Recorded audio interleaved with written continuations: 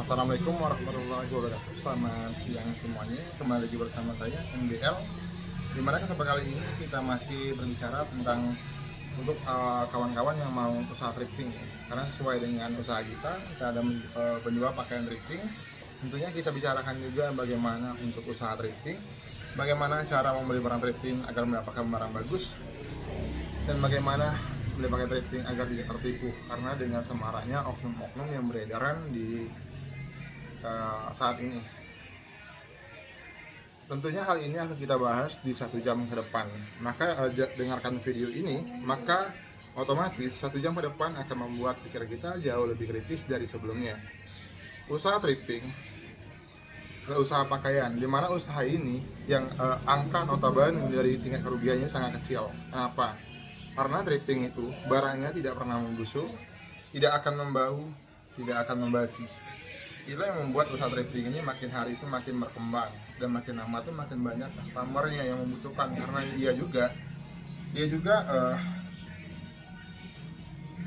target market dia tuh dari kalangan atas sampai kalangan bawah pun gitu. Bahkan orang-orang yang kerja harian pun bisa mendapatkan paket thrifting ini dengan harga yang memang mereka bisa jangkau tanpa mengurangi uang harian buat belanja mereka sendiri.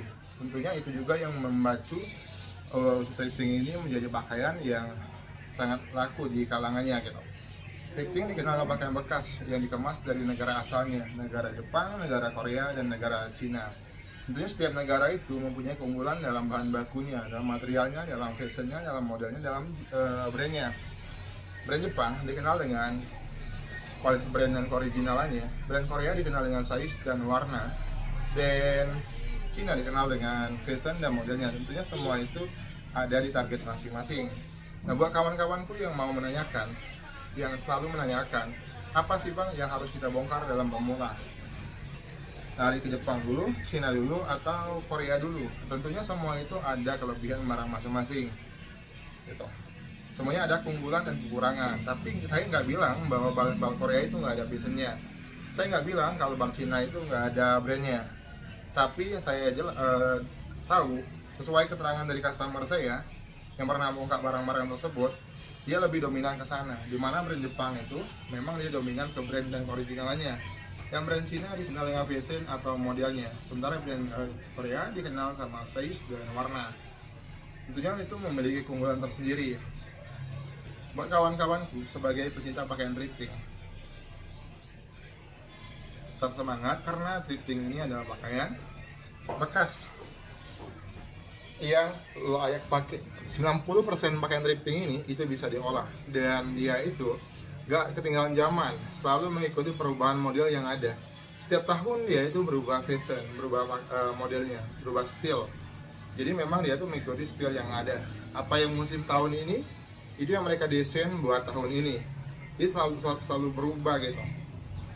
Dan mengenai bahan baku itu walau dia terbilang pakaian bekas, bahan baku itu 80%-nya masih layak pakai. Bahkan sebagian juga ada yang masih baru, masih bertag label, bahkan sebagian masih ada yang berplastik gitu. Untuk thrifting sendiri, usaha thrifting ini bisa dimiliki siapapun usahanya gitu. Nggak harus orang-orang yang notabene-nya orang-orang kaya yang uangnya ratusan juta, nggak harus, karena usaha ini bisa dimiliki dengan harga-harga di 3 juta, 4 juta, 5 juta. Karena thrifting ini dia mengikuti harga, jenis item itu mengikuti harga gitu. Beda item, beda dengan harganya. Tentunya itu menjadi pemacu bagi orang-orang yang main usaha dengan modal-modal yang minim pun sekalipun bisa.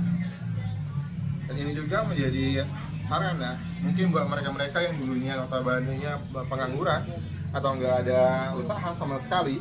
Thrifting ini mungkin mereka bisa berani terjun dalam mulai usaha untuk mencukupi kebutuhan sehari-hari dia gitu.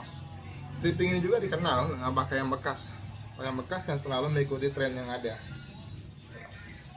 Dan jenis thrifting ini banyak jenisnya, semua kategori dia ada. Dan beda karung beda dengan jenisnya. Ada kaos oblong, ada kaos kerah, ada laki-laki, ada perempuan, ada juga anak-anak. Tentunya buat kawan-kawanku, agar tidak tertipu dalam membeli pakaian thrifting, tentunya kita harus mengetahui dulu siapa penjualnya. Pastikan penjualnya dahulu gitu. Itu akan minimalkan agar kita tidak tertipu untuk memiliki barang pakaian thrifting gitu. Lihat akun testimoni asli dia, pastikan beberapa akun dia itu akun yang real sama dengan akun-akun yang lainnya gitu. Dan tanyakan kepada dia di mana alamat dia, tempat dia berdagang, apa personal dia. Pastikan kita membeli bal ke penjual bal, jangan sampai kita beli bal ke jual manisan atau beli manisan ke penjual bal, karena itu beda marketnya kawan-kawan. Untuk kawan-kawanku yang mau beli thrifting, pakaian thrifting, beli bal-balan, bentuk bal-balan agar lebih minimal untuk mendapatkan barang bagus, mungkin kawan-kawanku bisa tanyakan kepada penjualnya mengenai grade balnya. Pastikan grade A atau cream itu yang kalian ambil untuk pemula, karena grade A itu mungkin barangnya lebih light new, warnanya lebih cerah daripada grade-grade lainnya. Tentunya itu juga menjadi pemacu buat kita sebagai pemula untuk berdagang pakaian thrifting. Bagi kawan-kawanku pemula, item apapun itu bisa diolah. Tapi alangkah baiknya kalau kita kelola item-item yang notabene harganya itu HPP di angka 7.000, 8.000 sampai 10.000. Dengan begitu kita nggak akan kewalahan untuk mencari target marketnya. Karena apa? Saya bilang begitu karena kalau kita mulai pemula nih, jual pakaian thrifting dengan budget mungkin HPP-nya di 40.000, di item-item mungkin jaket outdoor atau jaket tebal dan sebagainya, itu akan lebih kewalahan kalau kita belum mengenai marketnya gitu. Alangkah bagusnya kalau kita coba dengan HPP yang murah dahulu. Yang kedua, bagaimana sih Bang agar tingkat tertipu itu lebih kecil? Nah mungkin kita bisa datang langsung ke gudangnya, kita bisa berdialog. Karena setiap kali orang memutuskan mau usaha, mereka tuh nggak ada yang berpikir usaha ini mau bertahan 1 atau 2 tahun. Pasti mereka berpikir bagaimana usaha ini panjang agar bertahan 10 atau 20 tahun yang akan datang. Tentunya ini juga yang menjadi pemicu kita sebagai pengusaha thrifting agar usaha kita itu semakin terjamin ke depannya. Ya tadi kita harus benar-benar mengenal partner kita. Siapa sih orang yang bisa mensuplai barang kita? Siapa sih orang yang bisa dipercaya dalam usaha thrifting ini? Tentunya itu. Dan nanti ini juga menjadi wejangan buat kita sebagai pembeli pakaian thrifting, karena pada intinya saya juga nggak langsung jual bal, saya juga dari pacaran juga. Dan saya itu setelah saya mengenal satu toko penjual yang menurut saya itu amanah, saya fokus ke orang itu. Dan walaupun terkadang barang dia nggak ada, saya minta dia bantu dia mencarikan barang tersebut. Ada kemungkinan tertipu itu lebih kecil. Usaha thrifting bisa dikenal dengan usaha yang makin hari itu makin berkembang. Makin banyak orang yang memulai usaha ini. Mungkin dari kalangan orang bawah sampai ke orang atas pun. Dan usaha ini bisa dimiliki oleh siapapun. Yang harganya itu, yang mulai usaha itu nggak harus dengan modal yang ratusan juta atau miliaran ya. Dia tuh boleh dimulai notabene di 3 juta atau di 4 juta bisa. Karena di thrifting ini dia itu beda jenis, beda dengan harga yang tentunya begitu. Thrifting adalah pakaian bekas yang dikemas dari negara asalnya. Tentunya barangnya itu udah steril, nggak ada lagi yang bahasa jamur atau dan sebagainya. Karena barang ini sebelum dikemas, barang ini udah steril, udah di laundry, udah dikasih obat-obatan, bahkan barang ini siap pakai. Tapi nggak apa-apa, lebih baik kalau kita cuci lagi. Dan sama sekali bahkan bekas ini nggak mengandung bakteri. Buat kawanku sebagai penjual pakaian thrifting, saya sebagai penjual pun, saya sering banget pakai barang sebelum dicuci juga saya sering pakai, karena saya udah tahu prosesnya yang mereka kemas bagaimana. Barang ini dikemas setelah di laundry, barang ini dikemas setelah dikasih obat-obatan dan untuk membunuh bakteri atau hama-hama yang dibilang orang-orang gitu. Usaha ini juga notabene pelanggan saya itu ada dari kalangan 30% dari mahasiswa, 40% dari ibu-ibu, 40% ya, 30% lagi ke bapak-bapak ya. Dia udah mencakup ke semua kalangan, dan semakin hari itu semakin banyak orang yang usaha ini. Pada bingung orang kenapa sih semakin hari semakin banyak yang jual, nanti kalau kejual nggak laku. Akak pikirnya begini, misalnya harus begini, semakin banyak orang yang jual, semakin banyak orang yang kelola barang tersebut, maka tingkat laku pun akan semakin besar. Itu yang akan terjadi kan. Jadi jangan bingung karena barangnya ini banyak yang jual. Karena semakin banyak yang menjual, berarti tingkat laku pun akan semakin besar di sananya, dan nilai ke sana gitu. Dan semua item pakai thrifting ini itu bisa diolah, mulai dari item anak-anak, dewasa, atasan, bawahan. Tentunya itu mempunyai harga yang berbeda tergantung dari jenisnya tersebut.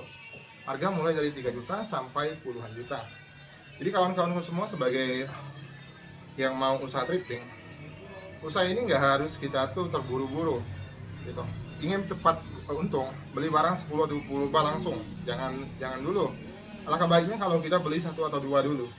Itu akan lebih memungkinkan buat kita mempelajari item-item tersebut gitu. Karena pada dasarnya semua item ini pada sama, ilmunya pada sama ya kawan-kawan. Mau item anak-anak, mau item kaos cewek, tangan panjang, tangan putih pada yang sama ilmunya. Dia dipisahkan barang A, dipisahkan barang B, dipisahkan barang C. Tetapkan harga dalam barang kepala, dalam barang ekor, dalam barang badannya gitu. Dan juga jangan sampai kita takut rugi gitu. Kenapa? Karena kemungkinan rugi itu kecil kalau usaha thrifting ini gitu. Kegagalan orang dalam memulai bisnis biasanya itu tadi, mereka nggak mengenal pasar, mereka nggak mempunyai perencanaan, keuangan mereka berantakan, dan mereka nggak mempunyai mental. Alangkah baiknya sebelum kita memulai bisnis, kita membentuk 4 karakter itu dulu. Mempunyai mental, mengenal pasar, keuangan manajemennya terstruktur, rapi gitu. Dan juga harusnya kasih nilai tambah, nilai kejujuran, agar makin banyak orang menilai kita sebagai pedagang yang jujur.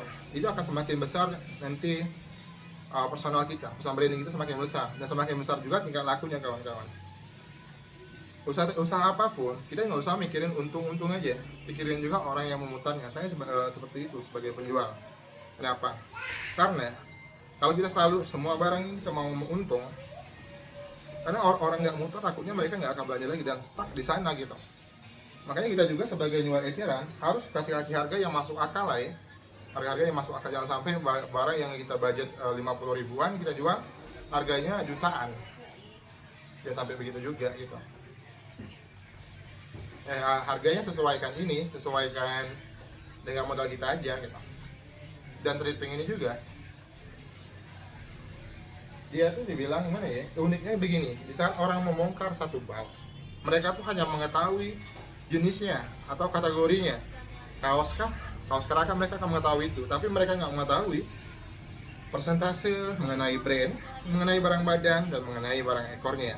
Itu juga menjadi keindahan dalam usaha thrifting ini. Itu juga membuat orang itu semakin hari semakin penasaran. Saya juga begitu. Saya juga waktu saya bongkar bal, saya itu ingin cepat-cepat selesai agar saya itu bisa memisahkan barang-barang yang mau saya tetapkan harga, misalkan barang A, barang B, dan barang C. Kemungkinan besar itu juga yang kalian alami sebagai pengusaha thrifting gitu. Dan banyak cara orang dalam pemasaran thrifting, mungkin dengan cara jual, dengan cara barang C jadikan traffic buat akunnya. Dan ada lagi harga-harga yang ininya, yang indah. Jadi thrifting ini kita belinya itu bukan seperti kita beli pakai usaha lain gitu. Usaha lain mungkin kita udah lihat, sana nih kita beli yang jenis buah-buahan, kita paling itunya tuh cek kuantitinya, cek ininya, materialnya, lalu kita timbang barangnya. Tapi kalau usaha thrifting ini kita hanya mengetahui timbangannya aja, beratnya aja, tapi nggak mengetahui tentang kuantitinya, nggak mengetahui berapa banyak barang busuknya, berapa banyak barang manisnya gitu. Itu yang menjadi keindahan dalam usaha thrifting ini gitu. Buat kawan-kawan ini sebagai pencinta pakaian thrifting, tetap aja kita junjung tinggi nama kejujuran. Agar apa? Agar kita itu sebagai partner antara penjual dan pembeli itu sinkron, menyambung, dan mereka pun tidak akan takut belanja ke kita gitu.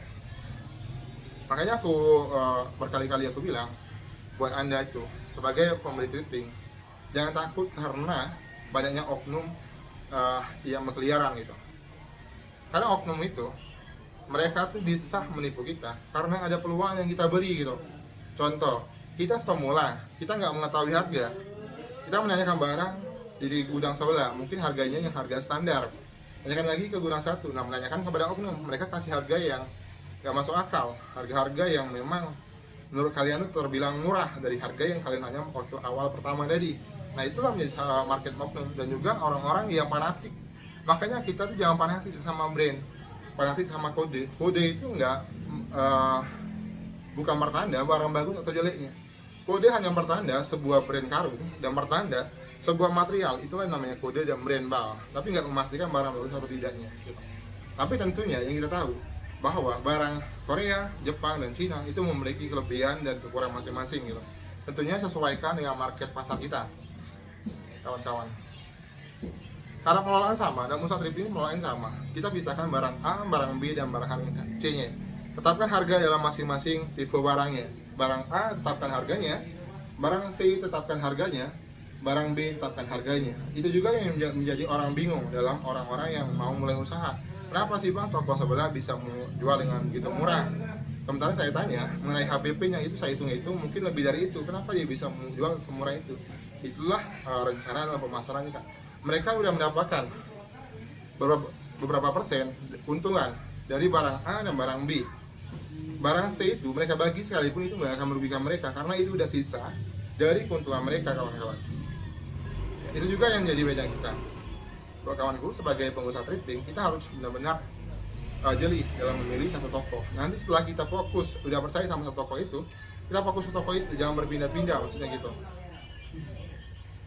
Itu. Andai kala memang toko yang nggak ada barang, kita bisa minta bantu dia mencarikan barangnya. Itu nggak membuat harganya lebih mahal, enggak.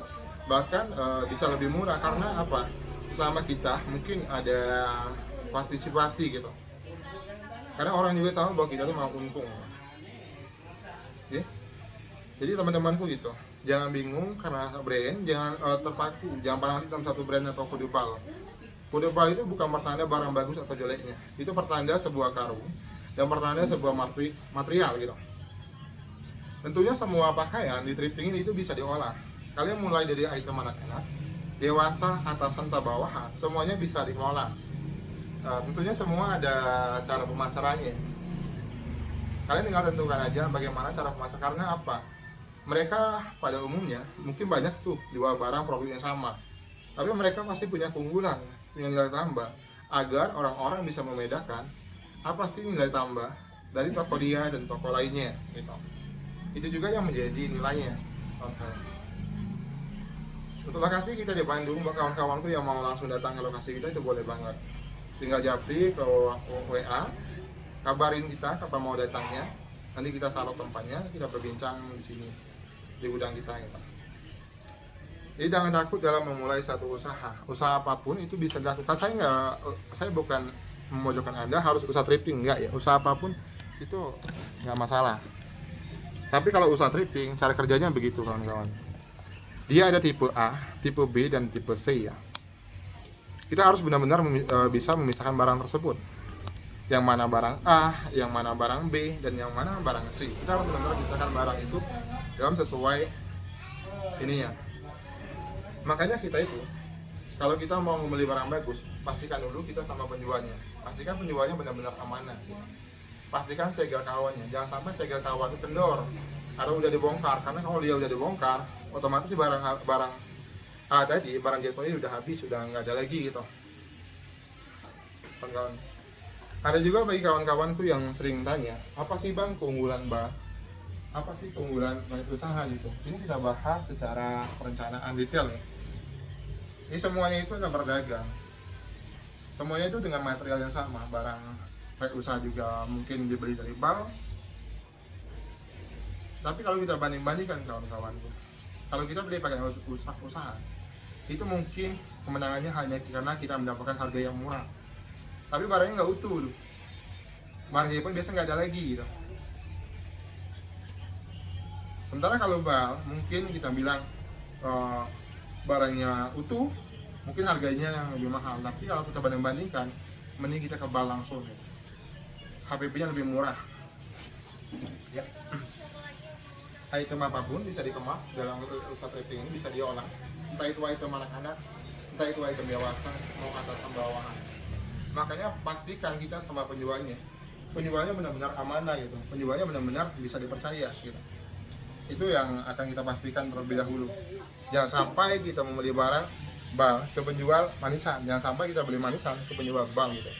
Dan item thrifting sendiri dia mempunyai kategori masing-masing, beda karung seperti ini gitu. Dalam kita ini banyak karung. Nah tentunya semua itu berbeda-beda untuk jenisnya, berbeda juga dengan harganya. Harga itu mulai dari 3 juta sampai harga puluhan juta gitu. Beda jenis, beda kategori, makanya thrifting ini itu bisa banget buat kita yang mulai usaha dari budget 3 juta sampai 4 juta, 5 juta. Mungkin di 3 juta ada kaos cewek yang panjang, ada 3/4 cewek, 7/8 cewek, ada juga perabotan dari cover, spray, handuk, selimut, dan sebagainya. Itu juga yang membuat usaha ini semakin hari itu semakin luas untuk jangkauan. Karena apa? Karena usaha ini ya bilang gimana ya, usaha ini selain mendapatkan uang, mereka tuh mendapatkan nilai-nilai lain dari uang gitu. Mungkin ada rasa-rasa penasaran gitu.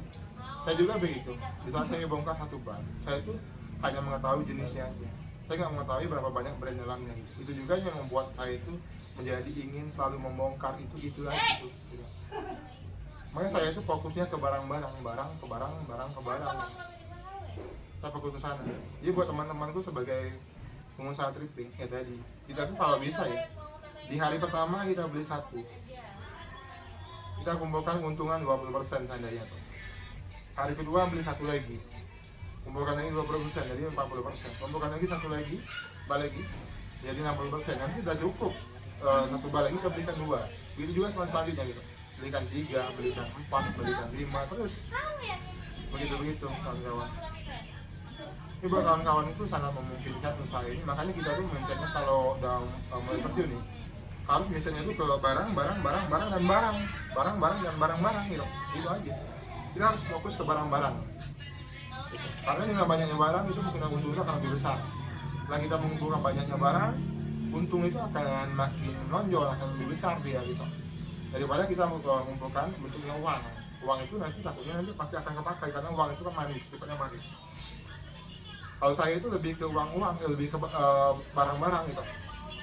Kita juga sebagai thrifting, jangan selalu memikirkan untung aja ya. Kita harus berpikirkan juga orang-orang yang yang memutarnya gitu. Pikirkan juga orang-orang yang mau memakainya. Jangan sampai mereka itu kita jual barang bekas melebihi harga barang-barang yang barunya gitu.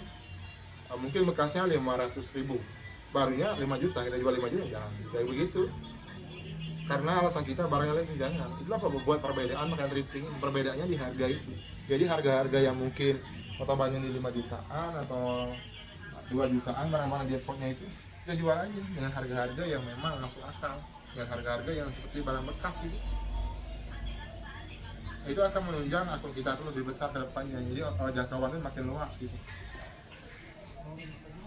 Banyak orang belum mulai usaha itu karena mereka takut untuk membeli ini kemana nih, usaha ini kemana nih bawanya gitu, dan takut karena banyaknya oknum gitu.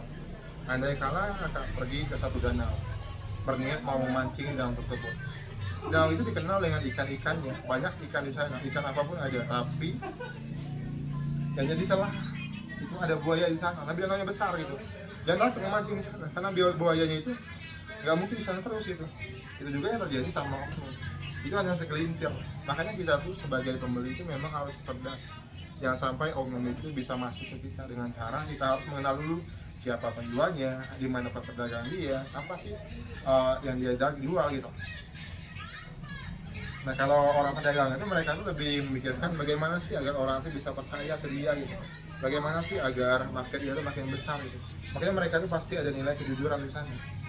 Dengan begitu ada nilai kejujuran, market dia makin besar, dari orang ke orang, dari mulut ke mulut, itu yang membuat market dia itu makin besar gitu. Saya juga sebagai pedagang begitu, saya nggak selalu memikirkan untung dan untung ya. Saya juga memikirkan orang nih, biarpun dia dapat dikit, agar orang dapat dikit ini sama mutar. Kalau kita bandingkan nih, buat teman-teman yang nanya, enak nih bos bal gini, padahal nggak juga. Kalau keuntungan itu fix, keuntungan itu lebih besar daripada orang yang ngecer. Tapi nggak mungkin lah kalau semuanya ngecer kan. Mana ada yang jual banyak kan gitu. Dan di Bandung ini kan banyak banget orang-orang yang jual bal gitu. Nah kan tinggal pilih salah satu toko yang menurut Kakak amanah. Toko yang benar-benar Kakak sudah tahu tempat dia dagang di mana, alamat dia di mana gitu. Dengan begitu Kakak nggak akan tertipu gitu. Kita juga sebagai penjual, saya juga gitu. Makanya saya bilang ke sama saya, maaf kak, kalau kakak mau beli barang saya, minimal saya harus mengetahui dulu siapa kakak.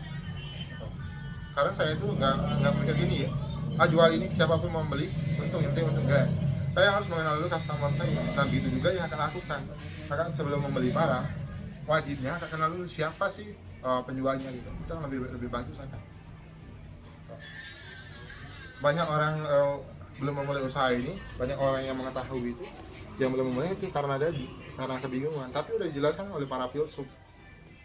Kebingungan itu adalah dasar dari kejeniusan. Jadi orang bingung itu orang yang memikirkan ke depannya, langkah ke depan bagaimana usaha ini biar bertahan untuk ke depannya, bagaimana usaha ini biar berkembang, biar terbangun gitu. Nah, itulah kejeniusan. Makanya kalau kita bingung, itu adalah satu keunggulan bagi kita.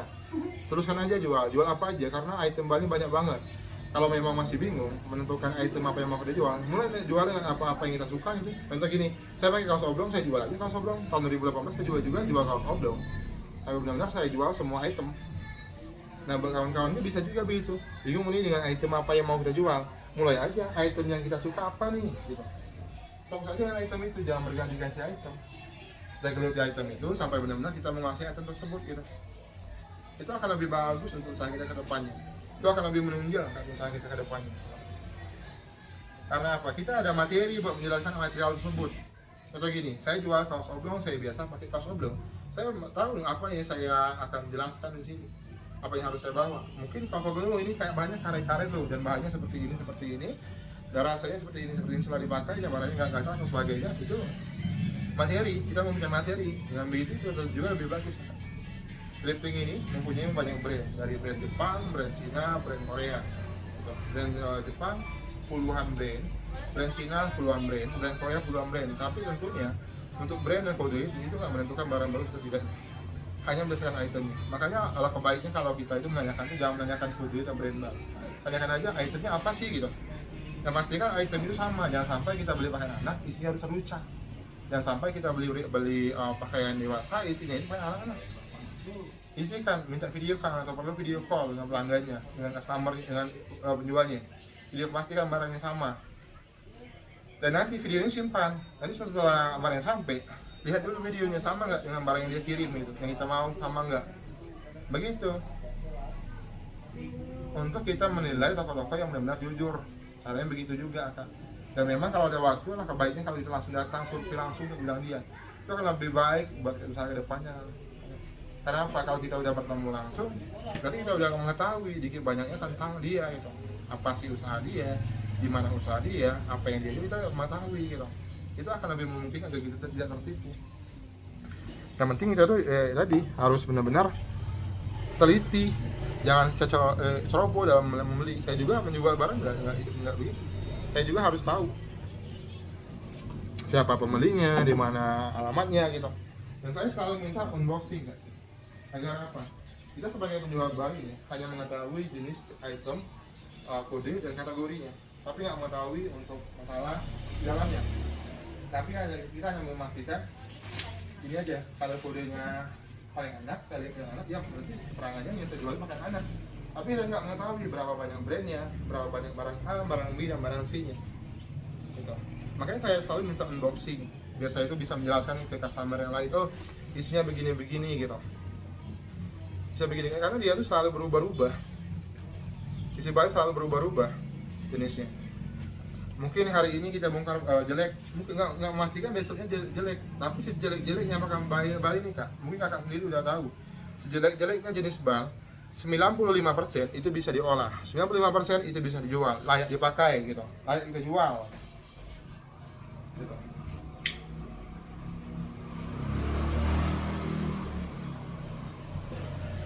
Mau brand apa, mau kode apa, semua itu yang menentukan bukan masalah kode atau brand bang, menentukan itu itemnya. Makanya tanyakan itemnya aja, itemnya apa sih bang itu.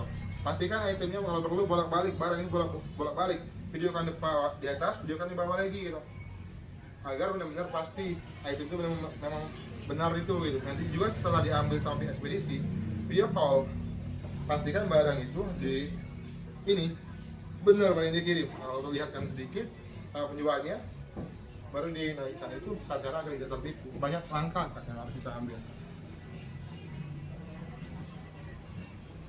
Kita juga gimana ya, sebenarnya oknum itu datangnya karena adanya peluang gitu. Mereka datang karena memang ada kesempatan gitu, untuk menipu kita itu. Makanya kita kalau bisa tuh jangan kasih mereka langkah jalan, jangan kasih jalan gitu. Dengan cara kita harus pemula itu mengetahui harga. Yang kedua, kita tuh kalau udah biasa bongkar bal, jangan fanatik sama satu kode atau brand bal ya. Itu akan lebih memungkinkan kalau kita fanatik. Itulah biasanya menjadi saran dari oknum itu, marketnya itu orang-orang yang fanatik gitu.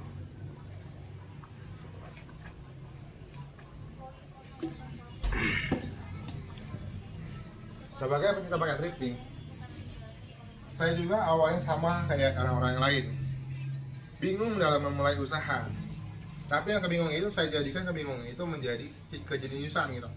Saya bingungkan, jadikan kebingungan itu sebagai saya itu sarana buat saya itu memikirkan langkah selanjutnya, perencanaan selanjutnya. Apa sih yang harus saya rencanakan untuk next selanjutnya? Itu yang membawa kebingungan saya itu menjadi bekal buat saya gitu. Makanya seseorang itu, mereka itu dagang apa, mereka itu fokus. Kalau mereka jual pasti ada pembelinya gitu. Makanya kita juga sebagai penjual jangan berpikir rugi aja, maka kemungkinan rugi itu akan lebih besar gitu. Pikirkan aja yang baik-baik. Yang barang ini kan nggak ketinggalan zaman, dia selalu mengikuti perubahan fashion yang ada. Jadi dia itu memang nggak ketinggalan model gitu. Jangan takut masalah model, dia nggak ketinggalan model sama sekali.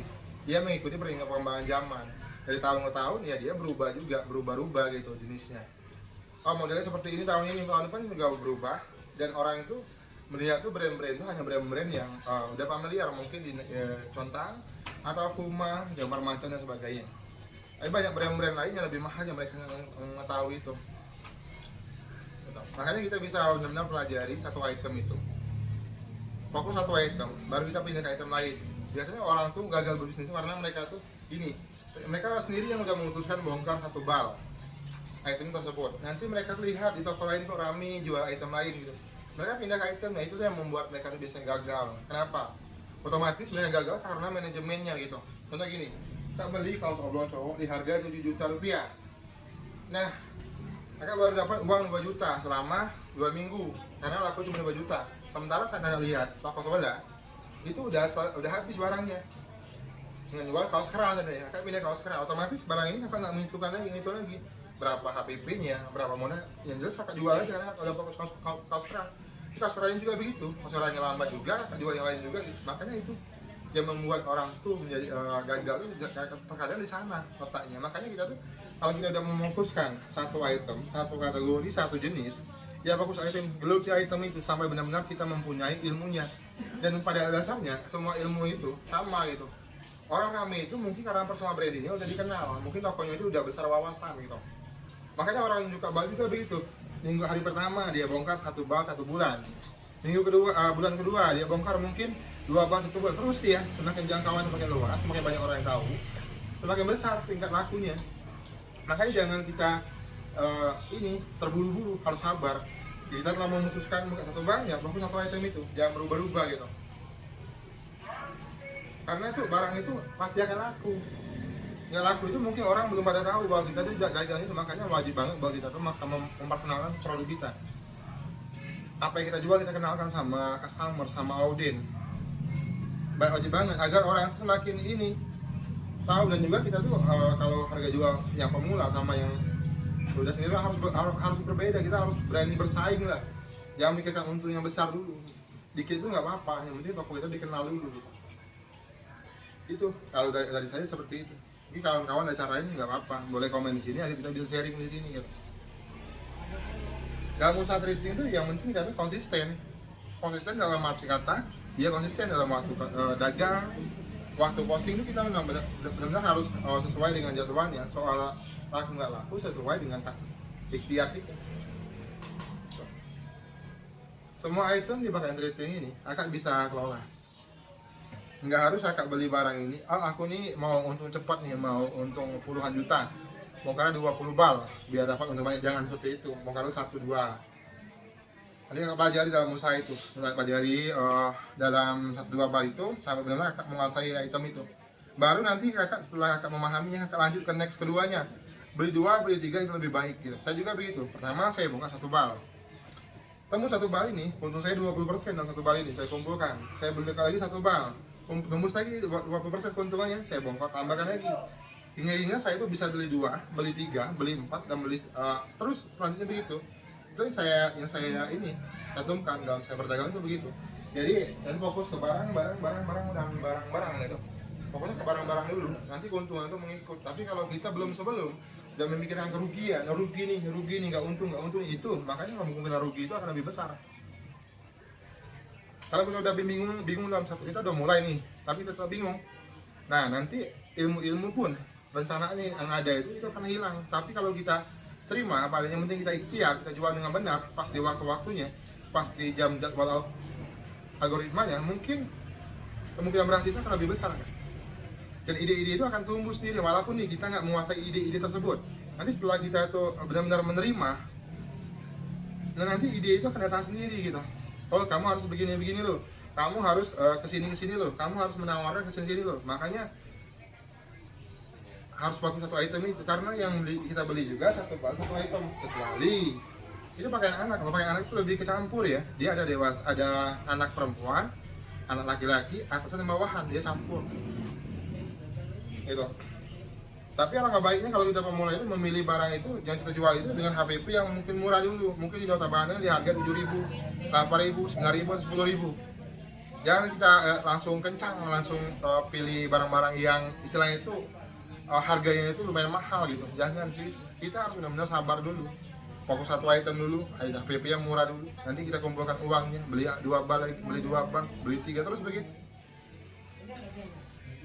Dan ini juga makanya saya bilang tadi, kita tuh ini juga yang menjadi sarana kenapa sih orang-orang yang dulunya tuh biasa beli bal kok ketipu dengan beli orang lain. Kenapa sih mereka nggak fokus ke orang tersebut? Gitu. Saya tuh gini juga, saya di tahun 2008 saya tuh udah beli satu bal, saya beli orang itu. Saya fokus orang itu walaupun saya mencari orang lain. Itu juga yang akan lakukan agar tidak tertipu gitu. Dan juga nanti kalau kita memang ini, kita bisa minta bantuan dia untuk mengecek, bang tolong dong bang cek barangnya karena aku ini masih ragu sama orang ini. Telepon orang tersebut, bang bisa nggak barangnya diantar di gudang MBL atau di gudang siapa gitu yang kita percaya, antar barangnya. Nanti kita cek barangnya, real barangnya, kita harus komitmen. Cocok barangnya, ya transfer uangnya, jangan menunggu sampai 2 jam, 3 jam, jangan juga. Orang juga kan butuh ini, orang yang mengantar barang itu mereka butuh ini juga, terkadang kan anak-anak gudang gitu, kita harus memikirkan ke situ.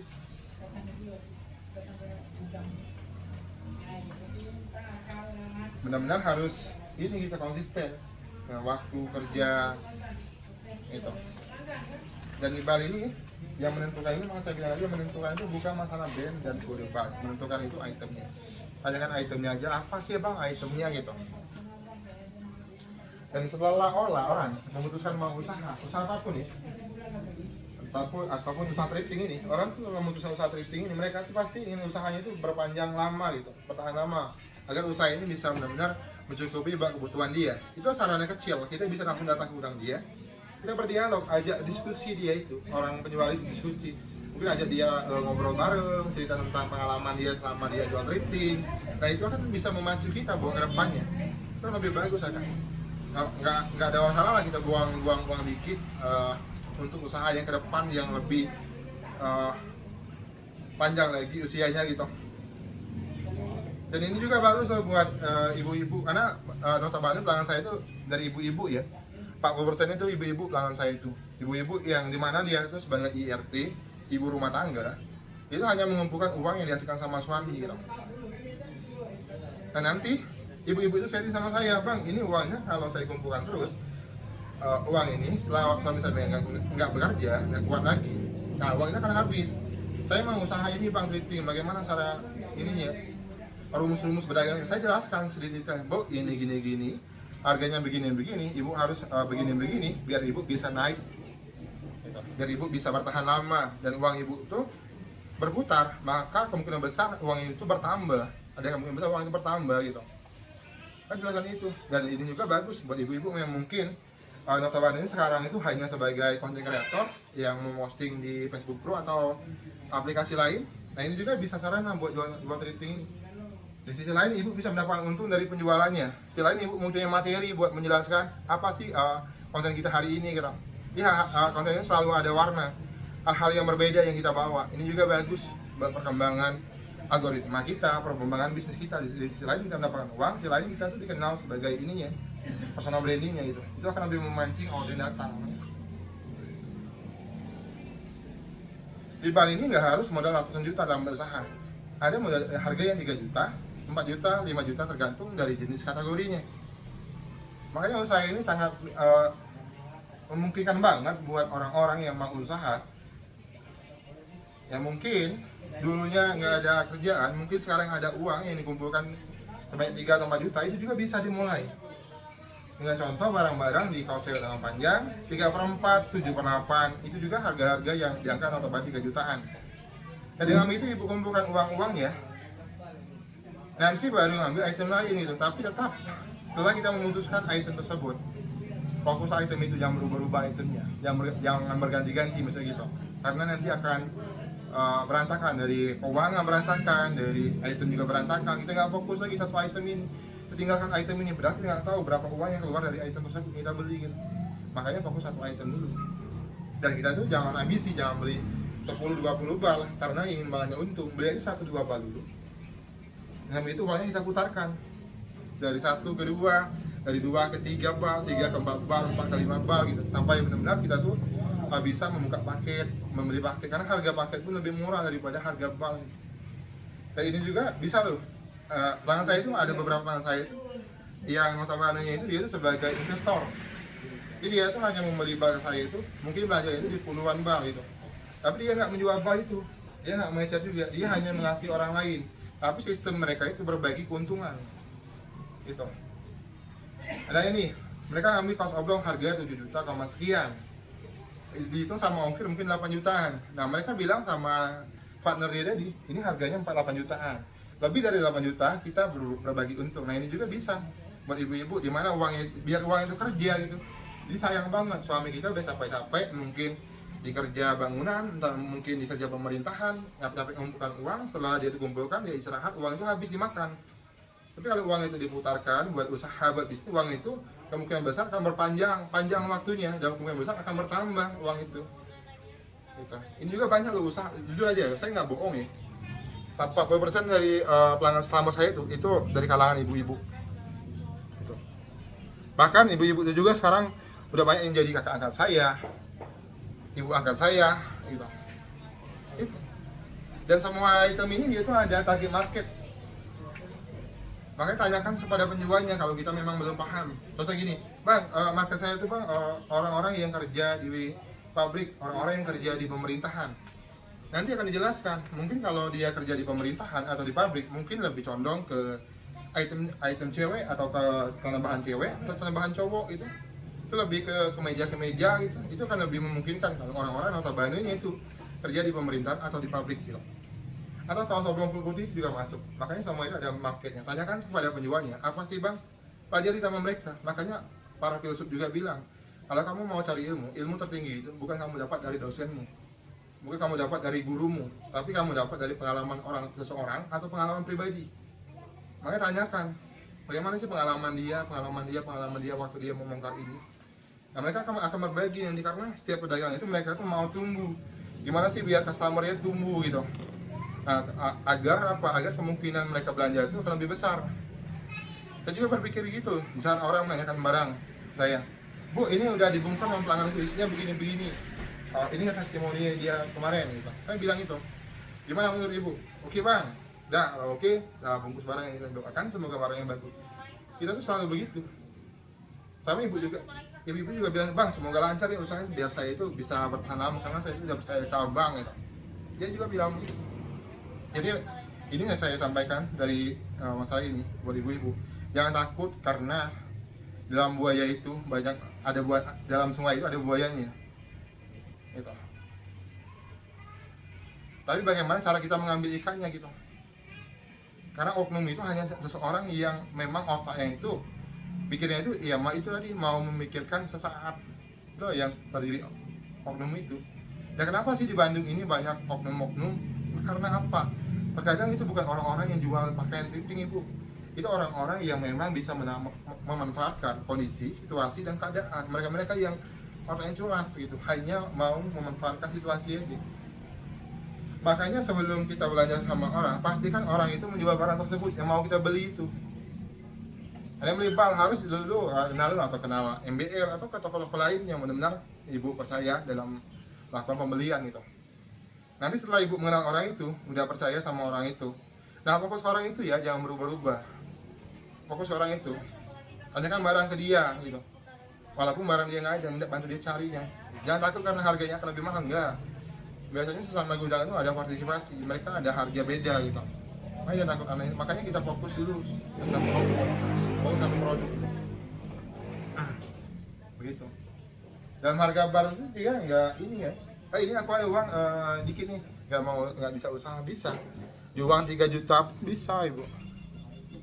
Dan usaha ini juga udah rame loh, alhamdulillah udah rame. Jadi buat ibu-ibu yang selalu menunggu-nunggu, selalu menanti, masih bingung-bingung mau ke apa nih, mau lari kemana nih, ini juga boleh juga dengan hal-hal yang ibu suka gitu. Apa sih yang ibu suka? Mungkin ibu suka pakai dress. Nah baik juga jual dress, karena apa? Ibu kan suka pakai dress, nanti ibu bisa punya materi untuk menjalankan dress tersebut. Apa sih yang membuat ibu itu nyaman pakai dress itu? Menjelaskan sama customer gitu. Itu akan lebih memungkinkan buat tumbuhnya akun kita, tumbuhnya algoritma kita gitu. Jadi jangan bingung karena jaraknya jauh, jangan bingung karena ini ya, karena susah nih, bingung karena materi apa yang mau dibongkar, jangan bingung ke situ. Sharing aja. Makanya langkah baiknya sebelum kita usaha itu kita bertemu, berdialog langsung sama penjualnya. Itu akan lebih baik buat usaha kita perkembangan ke depannya. Itu akan lebih memungkinkan buat ke depannya. Dan alhamdulillah di gudang kita juga tuh tamu dari mana-mana datang. Ada yang dari kemarin dari Papua, dari Sulawesi, dari Kendari gitu, dari Bengkulu, dari Sumatera Selatan, Sumatera Barat. Mereka sering datang ke gudang kita. Hanya ingin berdialog aja, sharing. Nah kita jelaskan sebisa kita. Lo begini-begini lo. Aku dulu begini usahanya begini-begini loh. Dan aku pernah terhalang oleh ini loh. Saya jelaskan gitu. Jadi biar orang itu nggak melalui hal-hal yang telah aku lalui, yang jelek-jeleknya gitu. Yang buruk-buruknya aku ceritakan dulu. Biar nggak buruk nih begini-begini loh bu. Biar kita tuh bisa mengatur keuangan tuh begini-begini loh. Saya ceritakan itu, baru saya ceritakan kebaik-baikannya gitu. Karena semua orang itu bisa menerima kebaikan, tapi nggak bisa menerima keburukan. Biasanya orang-orang juga yang mungkin yang dulunya memang niat banget pokoknya mau usaha, setelah tertipu mereka ngedown gitu, takut. Nah itu juga sebenarnya kalau kita itu gimana ya, kegagalan itu bukan awal dari ini kehancuran, tapi kegagalan itu adalah awal dari keberhasilan. Dengan kita gagal itu adalah bekal buat kita agar tidak gagal lagi gitu. Kita udah tahu jangan gagalnya di sini loh. Aku pernah kesini, aku pernah teledor, aku nggak hati-hati, aku nggak waspada gitu. Nah kita bisa punya modal. Itu adalah ilmu terbesar kita buat kedepannya gitu. Maka dari itu, nah kita juga memang harus mana ya, benar-benar ini ibu, benar yakin itu. Di saat kita udah memutuskan satu itu terbongkar, jangan takut barang yang nggak laku. Karena memang barang ini dibutuhkan. Kalau bisa orang butuh makanan ini sama kayak butuh makanan ini. Saya enggak. Nah, hari ini mungkin saya pakai kaos oblong warna hitam. Besok saya itu mau pakai kemeja. Kalau bisa malam nanti saya itu pakai yang lain lagi. Itulah dibutuhkan itu. Karena dari hari ke hari itu mereka tuh mau tampil beda gitu. Sama kayak makanan. Hari ini saya itu makan nasi lauknya ini ya. Dan siang nanti kalau bisa makan nasi lauknya apa ya. Nah itu yang mereka pikirkan, sama kayak kebutuhan fashion. Maka saya bilang fashion ini kayak kebutuhan makan. Kalau kemeja, kalau lagi kondangan mungkin pakainya kemeja. Kalau lagi santai mungkin pakainya kaos atau kaos oblong, kaos kerah atau mau yang mana gitu. Makanya kebutuhan itu ya tadi memang dibutuhkan. Dan thrifting ini juga dia nggak ketinggalan dari fashion ya. Dia selalu mengikuti fashion. Tiap tahun ini selalu berubah, buat modelnya berubah dia. Mengikuti apa sih yang musim tahun ini gitu. Dia mengikuti itu. Mengikuti. Dia selalu ada perubahan dalam per tahunnya gitu. Itulah yang membuat nilai di sana gitu. Makanya dia ini enaknya itu. Makanya saya bilang kemungkinan rugi itu kecil banget. Barang itu nggak busuk, nggak basi, nggak bau gitu. Dan usaha bal ini bisa dimulai dengan budget mungkin di 3 juta, 5 juta pun bisa. Karena ada HWP, ada harga yang harga 3 juta, ada yang harga 4 juta, harga 5 juta, sesuaikan aja dengan budget kita. Nggak usah paksain, nggak usah nih, aku harus pinjam ke bank lu, aku harus pinjam ke rentenir lo. Itu akan menyusahkan kita nanti ke depannya. Aku mau bongkar ini beli barang 10 bal langsung, aku harus pinjam ke bank, sandakan rumah, sandakan mobil gitu. Itu akan rugi bagi ke depannya. Alangkah baiknya kalau kita pemula itu beli aja 1 2 dulu, kita pelajari itu. Jangan ambisi, semuanya ambisi. Karena ada juga, saya sering sharing sama customer saya. Dulunya gitu, dia juga begitu. Dia tuh ambisi pengen cepat dapat uang gitu. Jadi dia tuh lihat namanya beli 1, kalau bisa dia pertama beli 10. Aku udah jelaskan, jangan terburu-buru. Aku bilang mulai 1 dulu. Nanti 1 ke 2, 2 ke 3, 3 ke 4, terus begitu aku bilang kan. Makanya nggak harus buru-buru, kita nggak harus kita gadaikan rumah, nggak harus gadaikan mobil karena mau usaha gitu. Apa ajanya ada, apa yang ada aja gitu, seadanya aja. Ada uang 3 juta mungkin cukup di kaos cewek yang panjang 3/4, 7/8, atau bed cover, atau perabotan sebagainya.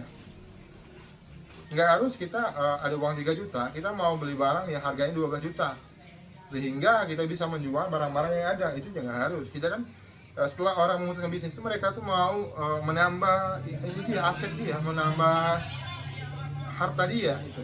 Kalau bisa kita manfaatin aja uang-uang yang ada gitu, uang-uang yang memang nggak mengganggu buat bisnis-bisnis lain gitu aja.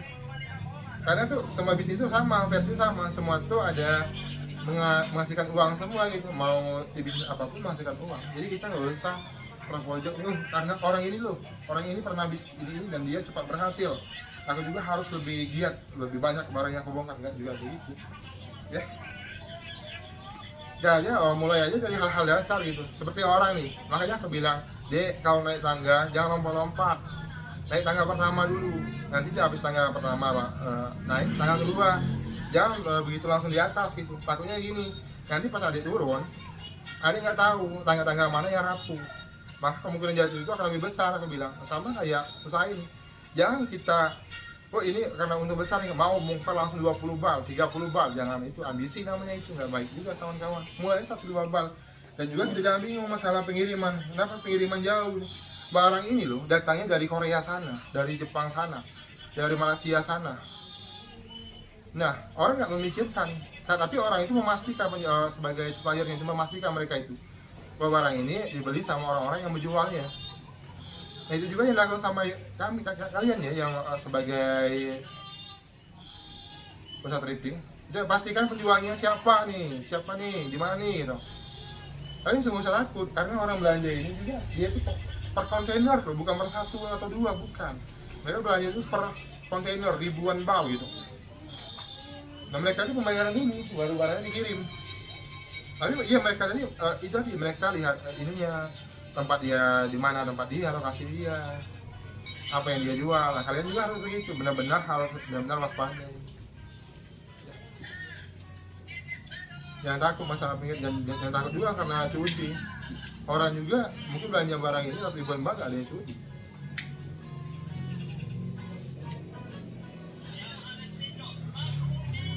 Tapi tadi sebagai pebisnis kita itu memang harus berani bertanya sama orang itu. Jangan takut, jangan karena nggak enak atau apa. Berani bilang aja, Bang, abang jualnya di mana? Di sini.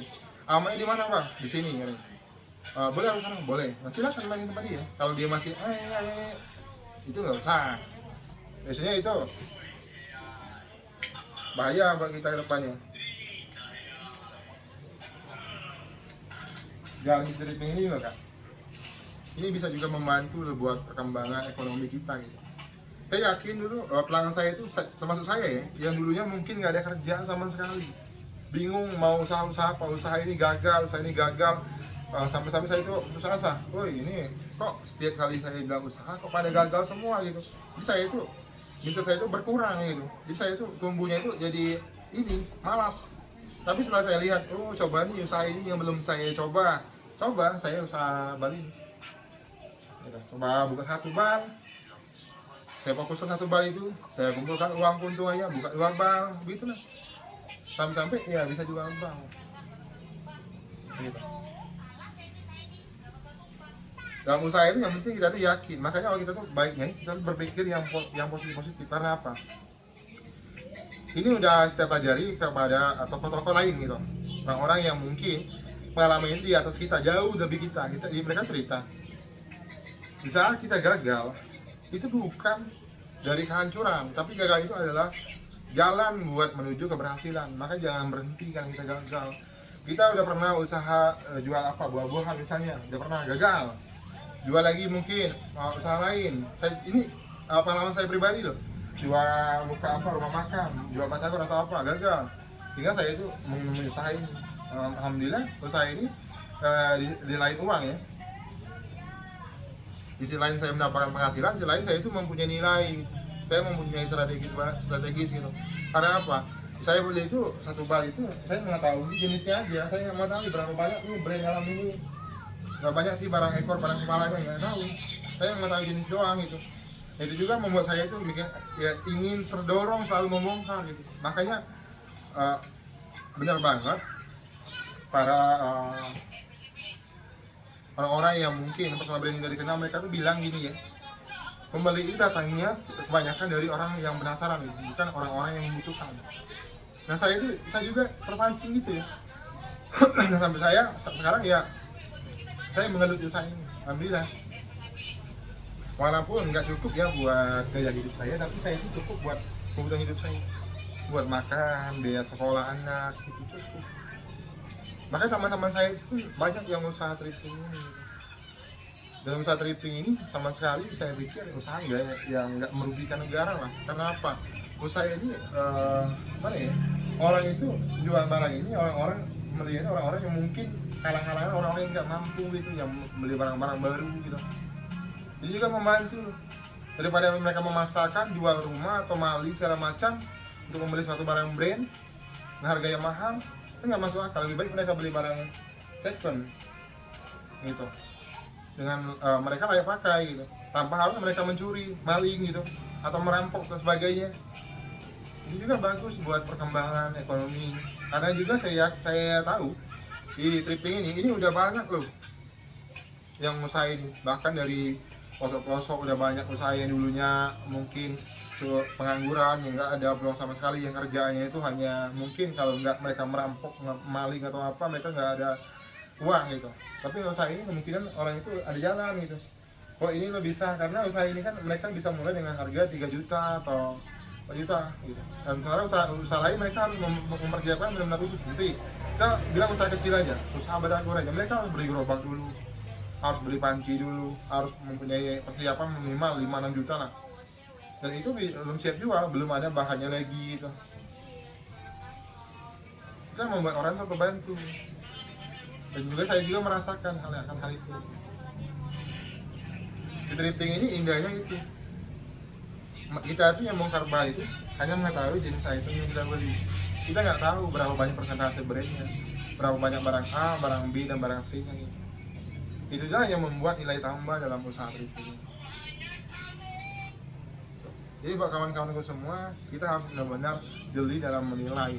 Jangan sampai kita tuh selalu menyudutkan seseorang.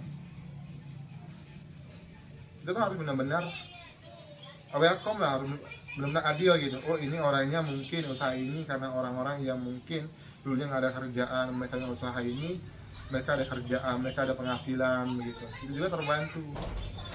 Takutnya nanti kalau kita tutup satu usaha di mana usaha ini kan udah banyak tuh yang ngeluh usaha ini, takutnya mereka tuh nggak ada peluang lagi buat mencari gitu, buat bekerja. Takutnya mereka tuh terasa gimana sih, di saat orang-orang itu memang terpepet, mereka tuh akan melakukan apa aja gitu. Dan usaha thrifting ini juga nggak ada bakteri sama sekali, karena barangnya itu setelah dikemas, belum dikemas barang itu udah steril, udah di laundry, udah dikasih obat-obatan sebelum dikemas nih loh, begitu. Dan semua item yang sekalian thrifting siapapun ini bisa tolak, karena harga juga itu harga itu mengikuti ini item ya, mulai dari 3 juta, 4 juta harganya, 5 juta bisa langsung jual.